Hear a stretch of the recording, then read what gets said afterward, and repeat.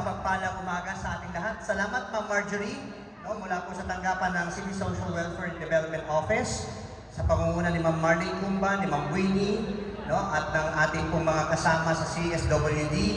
Sa pamunuan ng mga solo parent, dito po sa lungsod ng San Jose del Monte, at sa kanilang mga kasapian, kami ay una nagpaparati at papaabot ang aming pong pagbati sa umagang ito. At gayon din, syempre, nagpapasalamat kami sa pagbibigay ninyo ng pagkakataon upang mapakinggan po yung mga mahalagang programa ng ating pong pamahalaan. At gayon din, syempre, ay maunawaan. Malaman natin ano ba yung highly urbanized city. Maaaring nadidinig nyo na yung HUC. Pero maaaring wala kayong idea. Kumbaga, sino ba dito yung nakakala ng, alam mo ba yung ibig sabihin ng HUC? Highly urbanized city. Tama, highly urbanized city. Pero alam ba natin kung ano yung highly urbanized city? Yeah? So dito, sa ating pong isasagawang orientasyon, ay layunin po natin ay higit natin maunawaan ano ba ang layunin, bakit pinapangarap ni Mayor Arthur at ni Ate Kong na ang San Jose del Monte bilang isang component city ay maging highly urbanized city. So kung ating babalik tanawin, kung tayo po ay magbabalik sa dating panahon, maaaring ilan po dito, karamihan sa atin, hindi natin inabot na ang bayan ng San Jose del Monte noon nung tayo po'y munisipalidad pa lamang. Nung tayo po'y 6th class municipality, yan po ang itsura ng lungsod ng San Jose del Monte. Kung inyong titignan, yan ang munisipyo. Sino dito noong mga 1970s, 1980s? Si Fernando po yan, no? Si Fernando po na-shooting dyan. Yung bahay na yan, nandiyan pa yan. Nandiyan pa yan. Nakita niyo na yan? Napanood niyo na ba yan? Yan, si Fernando po papunta sa old municipal hall natin. Nakita niyo, ang laki na ng pagbabago. Hindi na ganyan ang itsura ng poblasyon. Isipin niyo, yan ang itsura ng munisipyo ng San Jose del Monte noon. Di ba? So, napakalayo ng kung nasaan tayo ngayon. Ang ibig po natin iparating at ipaunawa, tayo bilang isang munisipalidad noon, ay nagsikap. Unti-unti ay umangat ang ating pamahalaang lokal mula sa pagiging bayan, mula sa pagiging munisipyo o munisipalidad, tayo'y nangarap na maging syudad. Kaya nga, nung tayo po ay nag-qualify, nung tayo po ay makapasa sa mga requirements, ang ating pong pamahalaan ay nag-apply at naghangad para maging isang syudad. At noong September 10, year 2000, tayo nga po ay naging ganap na isang syudad. Noong September 10, year 2000. Kaya nga sa September 10, September 1 hanggang September 10, itong susunod na buwan, ay celebration natin ng cityhood ng pagsasalusod ng San Jose del Monte, di ba? So, mula doon, sa pagiging isang munisipyo, again, sabi ko nga, nag-qualify tayo, naging component city tayo, from 6th class, naging 5th class, naging 4th class, at ngayon, 1st class component city tayo. Ibig sabihin yung 6th class, baliktad yun, yun yung pinakamababa. At yung 1st class, yun yung pinakamataas na level. So, sa kasalukuyan, tayo ay 1st class component city. Ibig sabihin ng component city, tayo pa rin po ay nasa ilalim ng pamamahala o jurisdiction ng provincial government. Kaya ang lahat ng mga plano natin sa San Jose del Monte ay kinakailangan pagtibayin, kailangan sang-ayunan ng provincial government. So anong ginawa ng ating pamahalaan ni Mayor Arthur at ni Ate Kong? Pinangarap nila na mas higit na mapabilis ang pagpapaunlad ng ating lungsod. At ang pamamaraan upang makamit natin iyan ay maging isang ganap na highly urbanized city. Ang highly urbanized city ay kahalintulad ng isang independent city o independent component city. Ang independent city po, hiwalay siya sa probinsya, kumbaga hihiwalay siya sa probinsya, pero meron pa rin mga polisiya o mga patakaran o proseso kailangan dumaan sa provincial government. Ngayon, ang gusto po ng ating pamahalaan ni Mayor Arthur at Ate Kong, maging highly urbanized city po tayo. Meaning, Tayo po ay nasa loob pa rin ng Bulacan, bahagi pa rin tayo ng Bulacan, yung inyong mga isisilang na anak ay Bulakenyo, no? Pero, ano po, yung direct administrative supervision ng provincial government ay mawawala na. Tayo po ay mapapa sa ilalim na ng pamamahala at pag-aaruga at pagkakalinga ng Office of the President. Meaning, kapag tayo highly urbanized city na, ang lahat ng ating pangangailangan ay atin ang itutulog sa national government, hindi na sa provincial government. So, ano po ang ginawa ni Mayor Arthur ni Ate Kong? Kinausap po ni Mayor Arthur ni Ate Kong ang bumubuo ng Sangguniang Panglungsod, Marimeha. At nung kinausap niya yung bumubuo ng Sangguniang Panglungsod, no, ang ginawa po ni Mayor Arthur ni Ate Kong, no, nagkaroon ng meeting with the members of the department heads and the members of the City Council. At dahil nakita nila ang magandang magiging dulo ng pagiging highly urbanized city, ang City Council of San Jose del Monte ay nagpasa ng isang resolusyon. Ito po yung resolution number 2019-59-09. Basahin mo nga yung nilalaman ng yung title, Pastor. A resolution humbly requesting President Rodrigo Roa Duterte to issue a presidential proclamation for the conversion of the city of San Jose del Monte, Bulacan from component city into highly urbanized city. Yun. Malinaw. Nagpasa ang Sangguniang Panglungsod ng isang resolusyon, a resolution humbly requesting, magalang na hinihiling sa ating pong kagalang-galang na Pangulo ng Pilipinas noon, na si Pangulong Rodrigo Roa Duterte, na iproklama ang lungsod ng San Jose del Monte bilang highly urbanized city. Kung kaya noong September 2, yan o, noong September 2, 2019, nagpasa ang Sangguniang Panglungsod ng resolusyon na sinasang-ayunan nila ang kahilingan at sinusuportahan nila ang kahilingan ni Mayor Arthur at Ate Kong na magpasa ng isang resolusyon para hilingin kay PRRD na iproklama ang San Jose del Monte bilang isang highly urbanized city. So, pinirmahan ni Vice, ng SP Secretary, ni Mayor Arthur Robes, ni Admin. At pinirmahan din yan ng bumubuo ng mga konsehal natin sa lungsod ng San Jose del Monte. Sino dito ang taga-District 1? Taas ang kamay. District 1, taas ang kamay. Taas ang kamay ng mga taga-District 2. Yun. Okay, so, ito, citywide ba, Marjorie? Yan ang bumubuo ng City Council na pumirma at sumuporta para ang San Jose del Monte ay hilingin kay PRRD na iproklama ang San Jose del Monte. Sa District 1, kung si Joey Abela, Janet Reyes, Rosalyn Cabuco, Glenn Villano, Lizette Aguirre Abat, Richard Maurice Robes. Sa District 2, Vanessa Michelle Roquero, Arjan Rio, absent. Masakit ang ipin. Celso Francisco, Ryan Elpa, Benji Asibal, at yung isa, nakapirma rin. Sino dito taga-District 2? Taas ang kamay. Meron ba kayo mga nakakita sa building, no to HUC? May nakikita kayo? Pero bakit nakapirma? Bakit nakapirma? Diba? Ibig lamang natin sabihin dito na ang layunin ng ating pamahalaan ay maganda. At dahil maganda ang layunin ng ating pamahalaan, bakit hindi mo sasang-ayunan ang isang bagay na magbibigay ng kaunlaran sa iyong pamayanan, sa iyong mga mamamayan? Diba?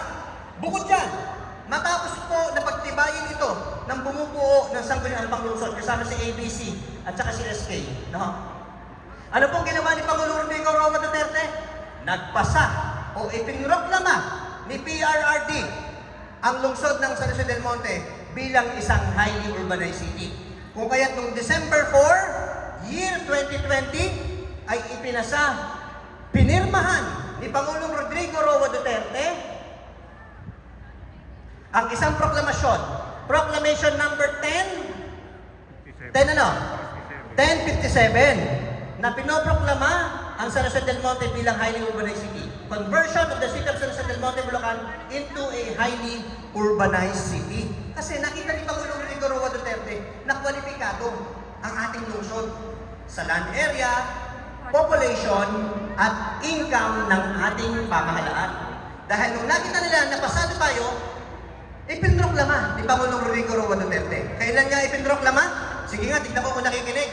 Kailan ipinroklama ni PRRD? December 4, 2020. December 4th, o 4th of December, o December 4, year 2020. Doon pinirmahan ni Pangulong Digong. At ngayon, nandun na tayo sa huling bahagi. Ano po yung huling bahagi ng proseso para tayo maging ganap na highly urbanized city? Ang ginawa ni Pangulong Rodrigo Roa Duterte, inatasan ang COMELEC na kayo ay magtakda na ng eleksyon. Dahil pinirmahan ko na yung batas, i-implement na natin yung batas. Ano yung batas na yun? Yun nga yung converting San Jose del Monte into highly urbanized city. Ngayon, para mapagtibay ang panukalang batas na yan, inatasan niya ang COMELEC at ang COMELEC ay naglabas ng isang resolusyon. Ang COMELEC ay naglabas noong kailan? April 18, 2022 po. April 18, 2022 o 2022. Naglabas sila ng resolusyon na itinatagda nila ang plebisito kasabay ng election. Barangay NSC election. kasabay ng barangay at SK election. Kailan ang barangay at SK election? October 30, October 30 year 2023. this year.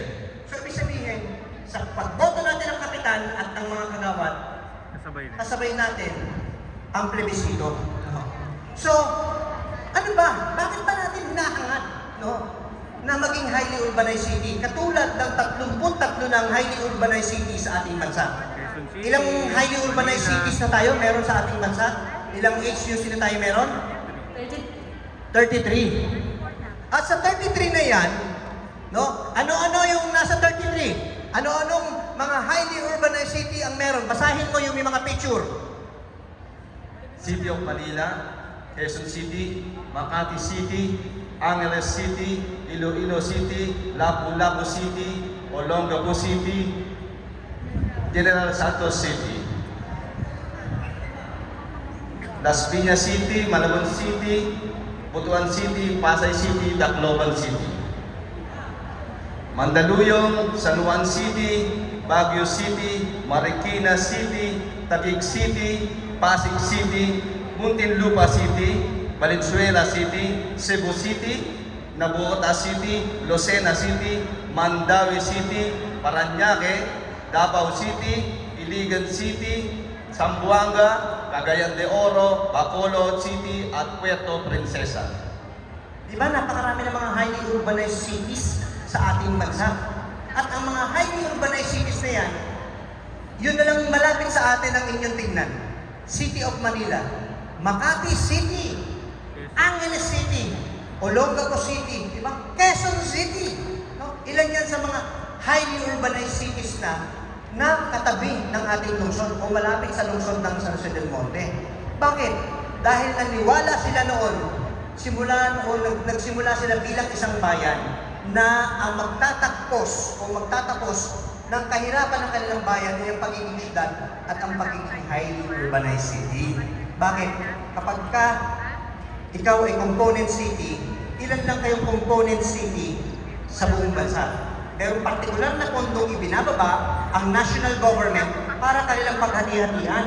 Ganun din ang mga munisipyo, di ba? Kung ilang munisipyo meron tayo sa buong bansa, sir, di ba? Kung ilang munisipyo yun, yung national tax allocation, hinahati-hati yun. Mas maunti, sir, yung yung mga highly urbanized city. Ilan yung maghahati sa pizza pie? Ilan? Ilang highly urbanized city? 33, di ba?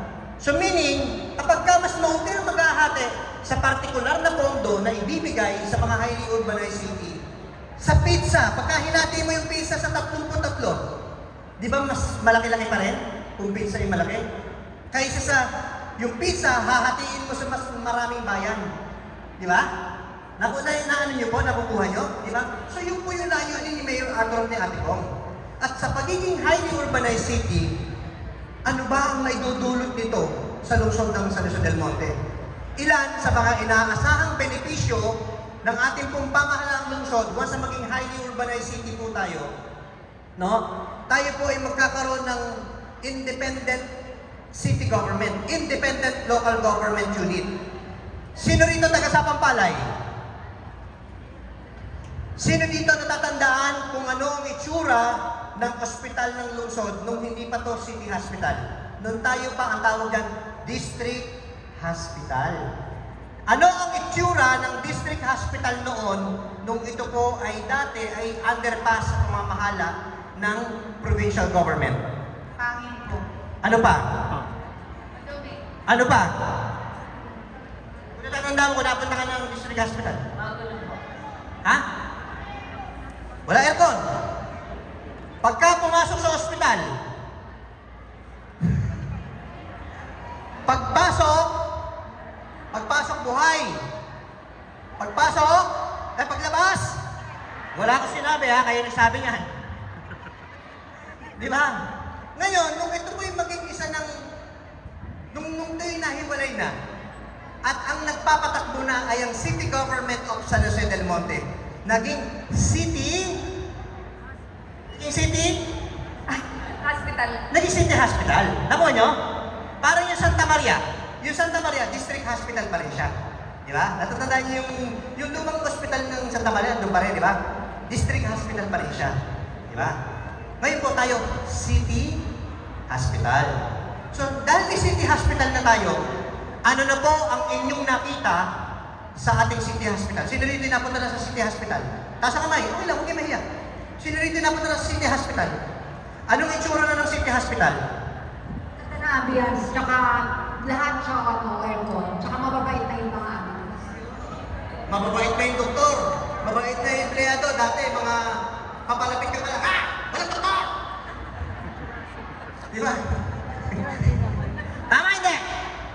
Di ba?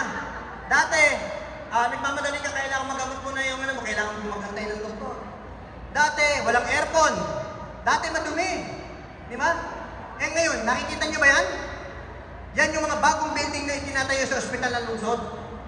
At kapag ka natapos po yan, stop mo dyan. Stop mo dyan. Oh, balik mo konti. Yan, stop mo dyan. Pause. Alam niyo ba kung ano yan? Sino rito nakakaalam kung ano yan? Joke. Ha? Yan ay dialysis center. Kaya sa susunod na mga buwan, ang pagpapadialysis sa San Jose del Monte, libre na.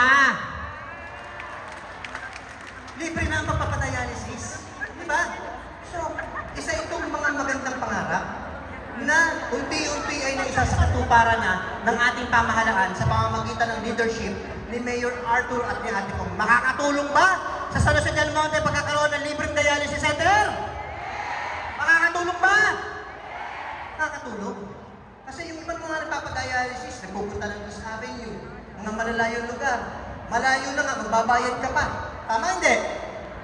Dito, sa lungsod ng San Jose del Monte, magbibigay ng libreng dialysis o padialysis sa mga kababayan natin walang pampadialysis. Eh, ano nyo ba yung kasunod dyan? Nasa batas talaga yun. Pakita mo yung kasunod dyan? Play mo nga, play mo. No? Yan oh, may elevator na oh. Dati walang elevator.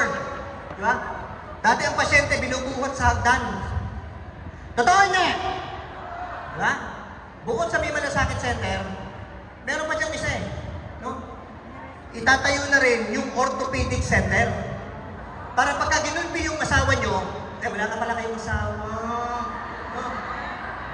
Ayaw nyo na mag-asawa? Di ba?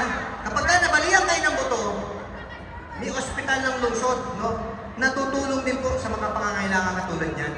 So, ilan lamang iyan sa mga magagandang pangarap ni Mayor Arthur ni Ate Kong sa lungsod ng San Jose del Monte. At ito ay inaasahang pakikinabangan ng ating mga mamamayan. Alam niyo ba ang plano Ma'am Marjorie ni Mayor Arthur ni Ate Kong?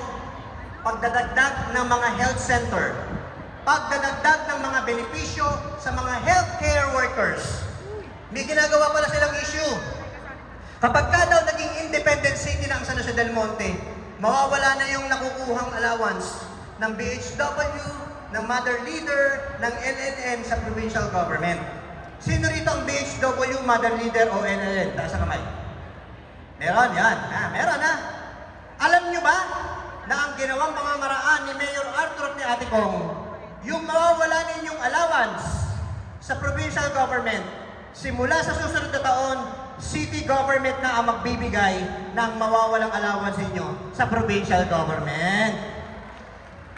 Hindi na ninyo kailangan puntahan sa Malolos ang allowance na nakukuha nyo ron dahil ibibigay na po ng pamahalaang lungsod ng San Jose del Monte. Maganda ba yun, Marimbeha? Siyempre naman. Maganda yun, parang ikaw. Di ba? Kumbaga yung mga benepisyong iyan ay makakatulong. At ang maganda doon, yung ibinibigay ng provincial government na mga allowances sa ating mga BHW mother leader na ibibigay na ng San Jose del Monte ay ibibigay na lang. Maganda eh, siguro ibigay na lang ng provincial government sa ibang mga BHW na sa labas ng San Jose del Monte. Di ba? Yung mga solo parent na may allowance. Yung mga pamunuan. Na. Isa iyan sa ating inaasahang dapat natugunan ng ating pamahalaan once na tayo maging highly urbanized city. Dahil inaasahan natin ang paglaki ng pondo ng lungsod ng San Jose del Monte. Kapag inaasahan natin lumaki ang ating pondo, hindi imposibleng magkaroon na ng allowance ang mga solo parent ng lungsod ng San Jose del Monte para pwede na kayong mag-asawa ulit. Mag-asawa ka pa ba? Ikaw ba, Pastor, mag-asawa ka ulit? Ayaw mo na? Ayaw mo nang mainit na sabaw sa umaga? Di ba? So, yun. Ano pa ho? Bukod sa health center, BHW, mga benepisyo ng mga healthcare workers, no? Magdadagdag ng mga super health centers. Yung mga super health centers, ito po yung parang mga mini hospital. Sino rito taga San Jose del Monte Heights? Wala malapit dito sa San Jose del Monte Heights? May nakikita namin tinatay yung super health centers, no? Yung St. Bernadette Children's and Maternity Hospital, yun ang tawag doon. Di ba? So magkakaroon ng mga, ayan, sa St. Bernadette siya, no? Sa may San Jose del Monte Heights. At meron na rin itinatayo, sino rito taga Menuyan proper, taas ang kamay. May itinatayo na rin, nakikita niyo? Magkakaroon na rin kayo ng super health centers doon. Kapag nagkaroon kayo super health centers doon, pwede na kayong manganak ng 3 beses sa loob ng 1 taon. Ha? Pwede ba yun, Maring Marjorie? Di ba? Di ba? Kasi meron ng mga pasilidad na pwede sa inyo eh. Di ba? So, ano pang pinakamaganda? Kapag ka naging highly urbanized city tayo, karagdagang building, karagdagang doktor sa ospital ng lungsod. Kung dati, pag kami sakit ka at walang espesyalista sa city hospital, di ba pumupunta ka ng East Avenue? Pumupunta ka ng NKTI? Pumupunta ka ng mga ibang ospital sa Maynila, di ba? Pero ngayon, once na maging highly urbanized city tayo, ang pangarap ni Mayor Arthur ay magdagdag ng mga espesyalista na tutugon sa pangangailangang medikal ng ating mga kabayan. Di ba? Yun ang maganda doon. At bukod sa espesyalista, syempre kailangan mo ng building. Kaya yung pong malapit sa isang eskwelahan doon, anong eskwelahan sa may malapit sa ospital ng lungsod? Anong eskwelahan? BBE? BBE? Ha? BBBB. Okay ha? Bagong Buhay B, no? Meron doon itatayong isa pang building, kadugtong ng ating ospital ng lungsod. Na doon nyo na makikita sa bawat kwarto doon yung mga espesyalistang uupa sa building ng city government. Kung mayroon man sakit sa mata, kung mayroon man sakit sa bulsa, kung mayroon man ibang sakit, meron mga titingin. Diba? At yun yung maganda. Dahil inaasahan natin na kapag kagano na, ang San Jose del Monte ay magiging, tourist site. Ano yung tourist site? Yung mga taga-ibang bayan, dito na magpapagamot sa San Jose. Yung mga taga-Tigbe, yung mga taga-Santa Maria, yung mga taga-ibang lugar, yung mga taga-DRT, no? Dito na sa San Jose del Monte magpapagamot. At kapag dito na nagpagamot siya, no? Lalong uunlad ang San Jose del Monte. Bakit? Bakit uunlad ang San Jose del Monte? Ha? Kasi ang maganda doon, bukod sa ano, pagka dinadayo tayo dito ng mga turista, kung may karinderya ka sa ospital ng lungsod malapit, yung bumibili mong kliyente dati na 10, 20, baka pwede na maging 30, maging 40, kasi dadami na yung kakain sa atin. Tama hindi? Diba? Ganun yun. Kaya nga dinidevelop ni Mayor Arthur yung iba-ibang mga pasyalan sa San Jose del Monte para dayuin tayo ng turista. So, particular muna tayo sa kalusugan. Yung po yung pangarap ni Mayor Arthur at ni Ate Kong, once na maging highly urbanized city po tayo. Next. Ang pangarap ni Mayor Arthur at ni Ate Kong, once na maging highly urbanized city tayo, ay patuloy na ingatan ang kalikasan. Meaning, alam naman natin yung impact ng, ano po, ng ano tita? Ng climate change. Di ba? Ang climate change ngayon, yung dating binabaha, lalong binabaha. Ama hindi? Yung dating lubog, lalong lumubog. Ngayon, ang pangarap ni Mayor Arthur ni Ate Kong, once na maging highly urbanized city tayo, katulad ng Makati, no? Katulad ng ibang mga lungsod, katulad ng Singapore. Sino rito nakarating ng Singapore? Oh, meron, di ba? Sa Singapore, di ba, ang building doon, hindi mo makita yung building dahil puro halaman. Green building. Sa San Jose del Monte, isusulong yung green building. No? Na kahit na may mga building, may mga puno, at sa loob ng mga building, may mga puno. No? Para mapanatili natin yung makakalikasang environment. Yung green city, yung lundi ang lungsod. At bukod po doon, no, pangarap ni Mayor Arthur at ni Ate Kong na sa maging highly urbanized city, ay i-develop ang mga pasyalang nakikita nyo iyan.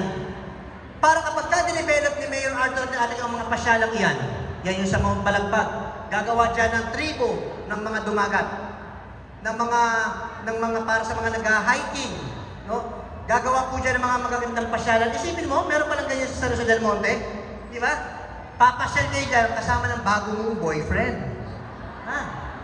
Diyan kayo sisigaw at magpapahayag ng inyong pagmamahalan. Diba? Gagawa kayo ng mga magagandang kwarto dyan para hindi kayo pagpawisan. Di ba? Yan yung mga ecotourism part. At yan yung gustong i-develop ni Mayor Arthur at ni Ate Kong. Katulad ng mga nakikita nyo na yan, meron din pong rock formation sa may Minuyan proper. Sino rito yung malapit sa may rock formation? Sa may Minuyan proper, yung mga yan. Sino yung ano dyan? Sino malapit nakatira dyan? Wala? Ayun ah. Yeah? Yan po ay i-develop din bilang isang tourist site. No? Yung mga bahay dyan, yung mga tao dyan kakausapin namin para ilipat po sa isang mas maayos na pabahay ng gobyerno. At yan naman, ang gagawin dyan, sa paligid niyan ay napakaraming mga puno ng kawayan. Sa Japan, Marjorie, no? Yung puro kawayan. Hektarya yung puro kawayan. Pagpasok mo sa loob ng magandang lugar ng puro kawayan, ang bubungad sa'yo, yung mga bato na yan. No? At dyan, magkakaroon ng mga spider web, pwede kang maglakad sa ibabaw ng pise, di ba? Pwede kang maglakad sa ibabaw ng sinulid, di ba? Tatawid ka dyan. At yan po yung magandang isang pasyalan na pupuntahan ng mga taga San Jose del Monte. At bukod doon, syempre, ang gagawin dyan, kung ang bayad ng taga San Jose del Monte ay 10 piso, ang bayad ng mga taga ibang lugar ay mas mataas ng konti. Di ba? Bukod doon, ano po maganda? Magbibigay ng trabaho. Kukuha ka dyan ng mga nag-guide, tourist guide. Di ba? Meron dyan maglalagay tayo ng mga tindahan, ni Maring Beha. Di ba? Pwede kayo magtinda doon. Di ba? Yung mga solo parent. Mag-organize kayo ng kooperatiba. Para ang mangyari, yung mga gagawin ninyong produkto ay ibebenta ng City Government of San Jose del Monte. Di ba? Total, tumigil na kayong gumawa ng bata. Gumawa na lang kayo ng produkto. Ha? Yung produktong yun ay ibebenta natin sa pasalubong center. Pwede yun, hindi? Posible, hindi? Posible! Posible. Di ba? Para kayo magkaroon ng karagdagang kita. At bukod dun po, ay makapag-generate ng trabaho para sa pamilyang San Jose nyo. Sumunod. Sumunod po sa environment ay ano po? Education. No. Layunin ni Mayor Arthur at ni Ate Kong na pagbutihin palalo ang serbisyo at programang pang-edukasyon. No. Ano po yun? Simula sa mga daycare center, ang gusto ni Mayor Arthur at ni Ate Kong, yung mga apo ninyo. Kasi malabo na kayong magkaanak unless magbo-boyfriend ka ulit. Di ba? Yung mga apo ninyo o yung mga magiging anak ninyo, yung mga daycare center po natin ngayon, sino dito nakakita na ng modernong daycare center ng city? Yung mga air-conditioned daycare center. Di ba? At yun ay pararamihin pa. Yung mga modernong daycare center, ito po yung mga air-conditioned daycare center na very conducive sa pag-aaral ng mga ating mga anak. Ito ay bahagi ng programa ni Mayor Arthur ni Ate Kong, lalo na at ng CSWD, ni Ma'am Marjorie. Di ba? Kung saan gusto ni Mayor Arthur ni Ate Kong, yung mga daycare worker na ito ay mas higit na makapagturo na maganda sa mga daycare students natin. At bukod po doon, after ng daycare center, nagdadagdag si Mayor Arthur ng mga karagdagang school building, no, para sa ating mga mag-aaral sa publikong paaralan. At ang pinakamaganda rin po dito, yung City College of San Jose del Monte. At lahat ng mga magtatapos sa high school ay meron na pong City College na papasukan. No? At ang City College of San Jose del Monte, ang pangarap ni Mayor Arthur ni Ate Kong ay magkaroon ng mga karagdagang building, karagdagang mga pasilidad upang sa gayon ay madagdagan pa yung mga estudyanteng mag-aaral ng libre sa City College of San Jose del Monte. Sipin niyo City College, oh, di ba? May auditorium, may dental clinic, may lahat ng pasilidad na kailangan ng isang City College, meron tayo. At ang maganda dyan, may criminology building, no? Meron dyan yung ginagawang mga bagong building, no? Yung ginagawang bagong mga building dyan, ito'y upang makapagdagdag po tayo ng mga, yan. Balik mo konti. Yan, no? Etong mga karagdagang building na ito ay tutugon sa mga karagdagang pangangailangan ng mga kabataang Saluseño. Nagsimula tayo sa 300 estudyante noong 2016, 2017, nung sinimula ng City College. Naging 4,000 ngayong taon. At alam nyo ba, ngayong pasukan, ilang estudyante ang nakikinabang ng libre sa City College of San Jose del Monte? 6,000 kabataang San Joseño ang nag-aaral ng libre sa City College of San Jose del Monte. Dahil ang pangarap ni Mayor Arthur na Ate Kong, yung inyong mga anak, yung ating mga anak, yung ating mga magiging apo, ay may paaralang pampublikong pwedeng pasukan upang ang lahat ay magkaroon ng karapatan sa edukasyon, magkaroon ng pagkakataong makapagtapos ng pag-aaral para magkaroon ng magandang trabaho o kinabukasan sa ating bayan. At ang maganda dyan, sa maging highly urbanized city tayong mga Marjorie, ang plano ni Mayor Arthur ni Ate Kong, magdagdag ng school building ng mga professors, magdagdag ng kurso. Ibig sabihin, kung meron gusto mag-enroll dyan, hindi nakapag-enroll dahil wala yung kursong gusto niya, yun yung gagawin ng City College of San Jose del Monte ni Mayor Arthur ni Ate Kong. Magdagdag ng mga kursong para makatugon sa pangangailangan at gusto ng kabataang San Joseño. Di ba? Bukod dyan, after nilang mag-aral, ang pangarap ni Mayor Arthur ni Ate Kong ay palakasin ang mga programang magbibigay ng trabaho sa bawat pamilyang San Joseño. From all ages. Kahit na ikaw ay may anak na, yung anak mo gusto mo magtrabaho, pwede magkatrabaho. Yung kayong mga gustong magkatrabaho, mabigyan ng trabaho. Para kung ang lahat ay may trabaho at pinagkakakitaan, gaganda ang buhay ng bawat pamilyang San Joseño. Halimbawa, ikaw pastor, halimbawa, di ba? May anak ka. Kung ikaw may trabaho at may trabaho din yung dalawa mong anak sa loob ng inyong bahay, gaganda kaya yung buhay nyo? Gaganda. Bakit? Kasi may trabaho na kayong lahat eh. Di ba? Hindi na umaasa yung inyong anak sa sweldo ng inyong ina o ng inyong mga magulang.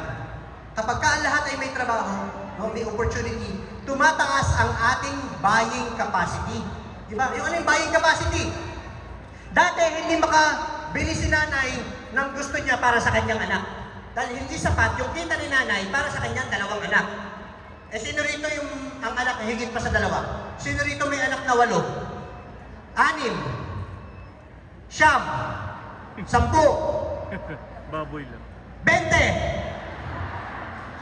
20 biik.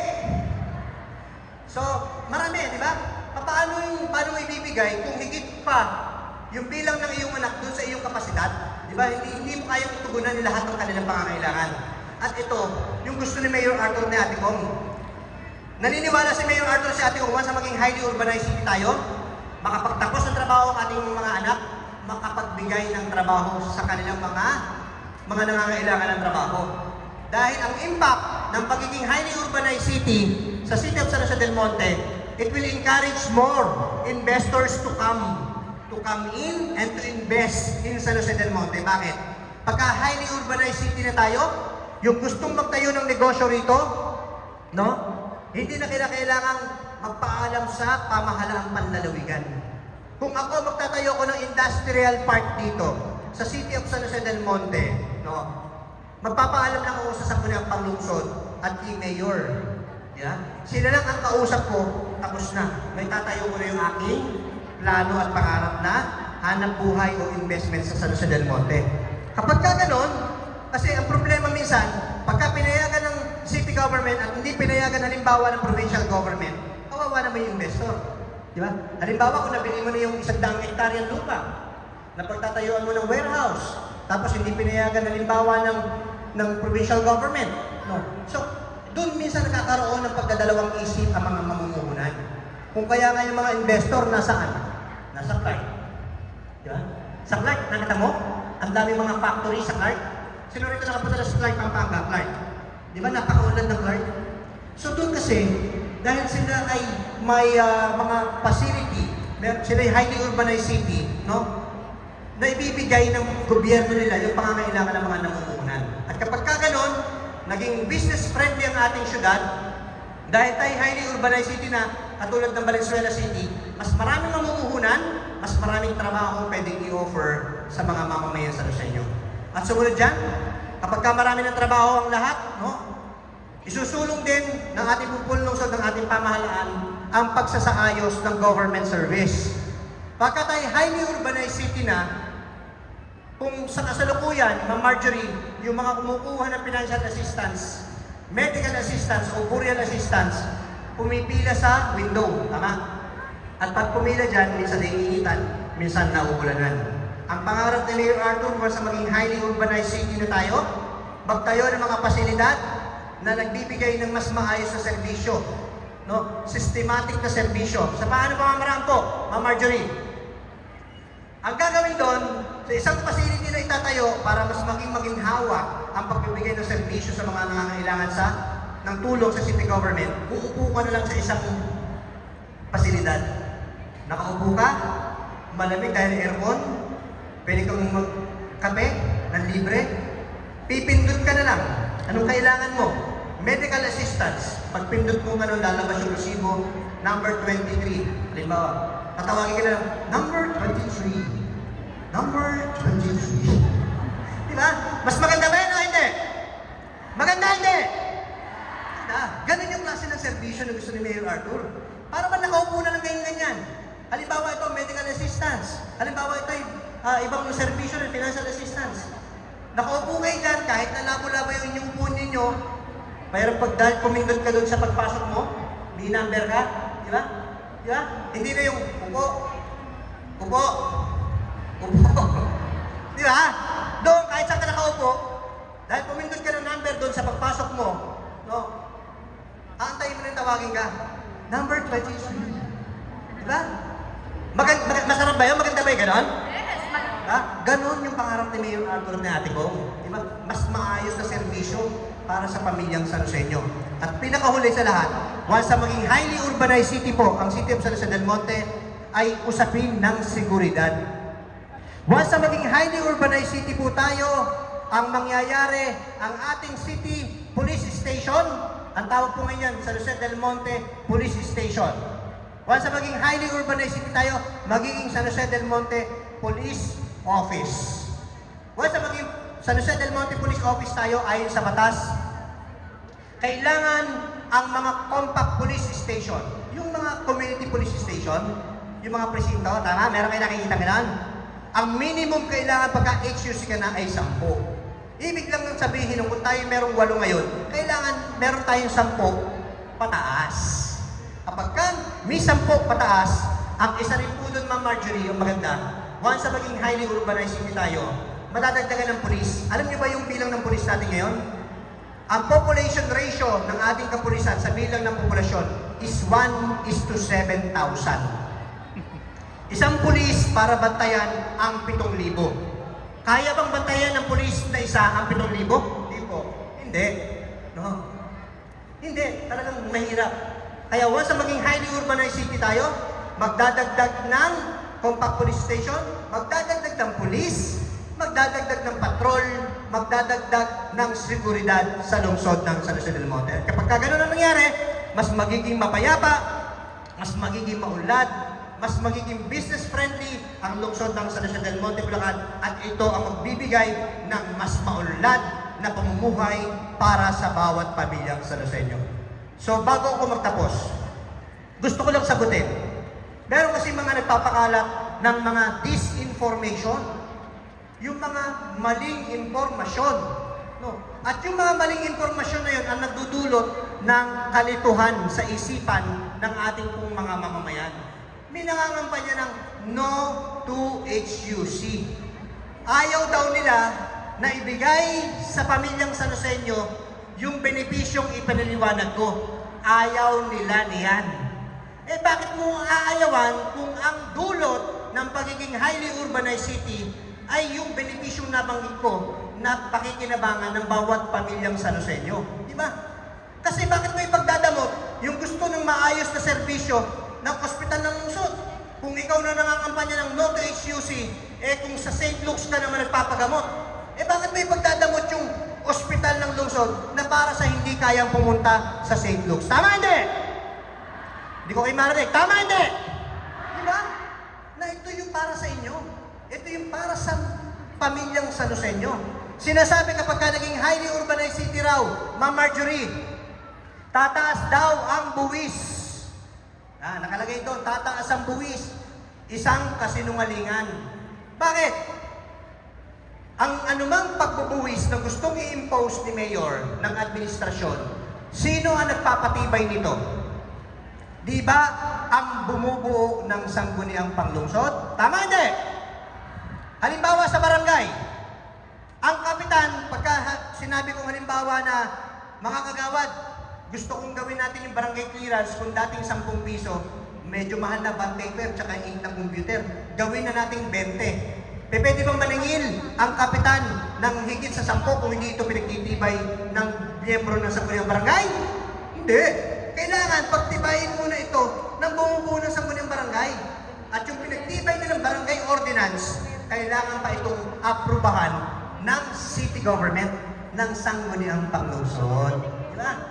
Ngayon din tayo, yung ginawa nating ordinansa, kailangan pagtibayin pa ng sangguniang panlalawigan. Gusto nga natin pabilisin yun Diba? Gusto natin na mawala yung ganung proseso na kung ano yung pinagtibay natin, dapat i-implement na natin, lalo tingin kung ito yung pakikinabangan ng bawat pamilyang San Joseño, di ba? So dito, ang pangarap ni Mayor Arthur at ni Ate Kong, ay hindi po para pataasin ang buwis. Inaasahan kasi natin na once ang maging highly urbanized city tayo, lalaki yung pondo ng San Jose del Monte. Kung lumaki na yung pondo, bakit ka pa magtataas ng buwis na magpapahirap sa bawat pamilyang San Joseño? Di ang gawin mo na lang, magtaas ka ng serbisyo. Magdagdag ka ng serbisyo, kaysa magdagdag ka ng buwis na sisingilin mo sa taong bayan. So, hindi automatikong tataas ang buwis. No? Kung meron mang pagtataas ng buwis, ito'y kailangan pang pagtibayin ng sangguniang panglungsod. Sino po dito yung may mga malalaking lupa? Hektaryan lupa. Ito, mga mayayaman ng lungsod Sa Pusong ka, di ba? Wala pa yun. Di ba? Mga kapitbahay ko Di ba? Bakit tumataas ang binabayaran mo sa real property tax?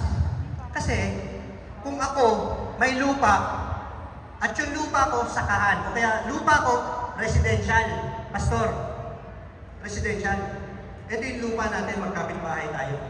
Dati, ang value ng lupa natin per square meter, 1,000 pesos per square. Diba?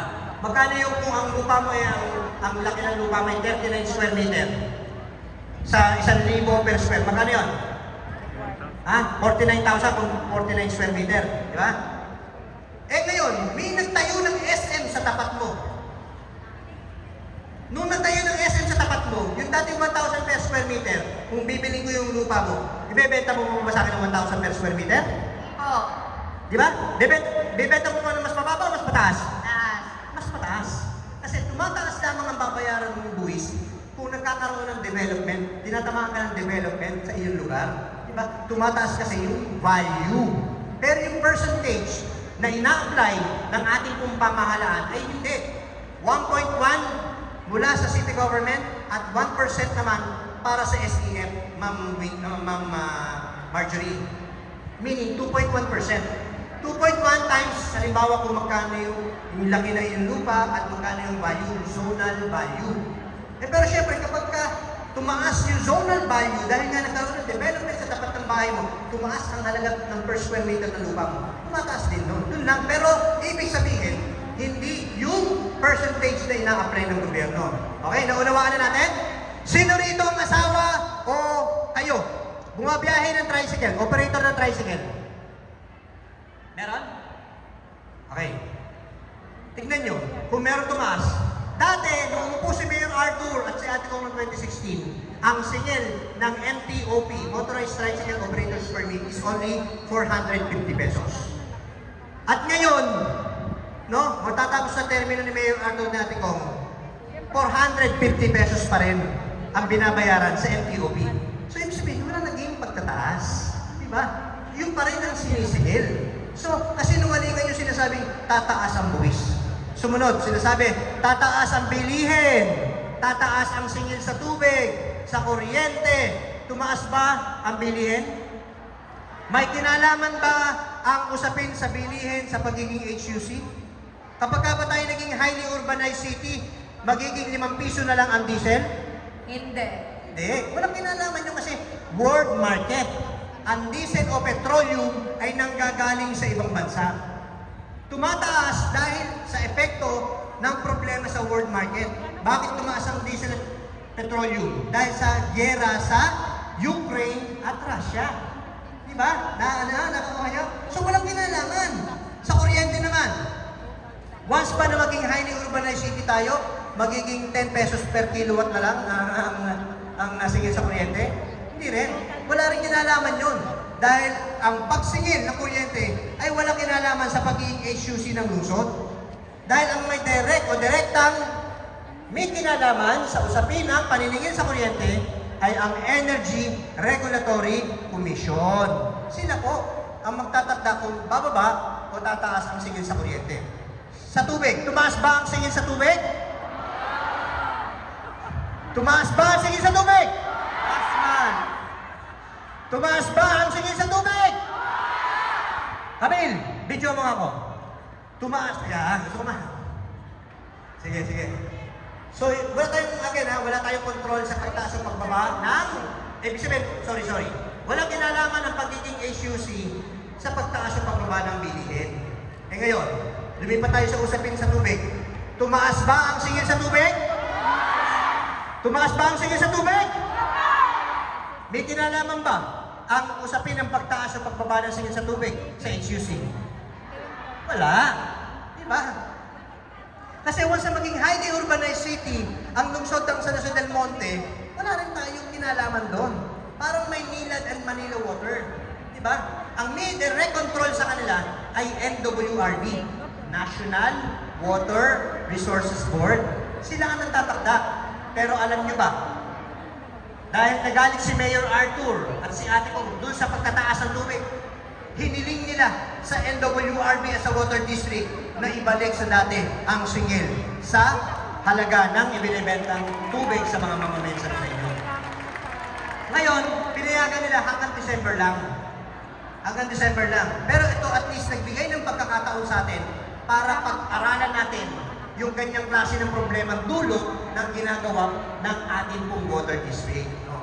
So, bukod doon, sa usapin halimbawa ng mga bilihin, pangarap ni Mayor Arthur at Ate Kong, once na maging highly urbanized city tayo, na bumaba ang bilihin. Bakit? Kasi susuportahan ni Mayor Arthur at Ate Kong ang mga magsasaka. Kung ano ang kanilang mga pangangailangan ng mga magsasaka, kung kailangan ay farm tractor, kung kailangan ay pautang sa mga magsasaka, gagawin po iyon ng city government para bumaba ang bilihin natin, partikular sa mga gulay, no, sa mga pangangailangan natin sa araw-araw. So again, bago po ako magtapos, no, gusto ko pong madinig sa inyo kung ano po bang mga katanungan meron sa inyong kaisipan bago po ako magtapos. Meron po ba gusto magtanong? Malinaw po ba yung aking paliwanag? Malinaw po ba? Malinaw po ba? Okay, kung malinaw pero may tanong, ano po yung gusto ninyong itanong? Ako sir, hindi po ako magtatanong, suggestion lang po. At sana makatulong po ito sa aming mga solo parents. Kasi kami po mga solo parents wala talaga kaming kasama sa buhay, walang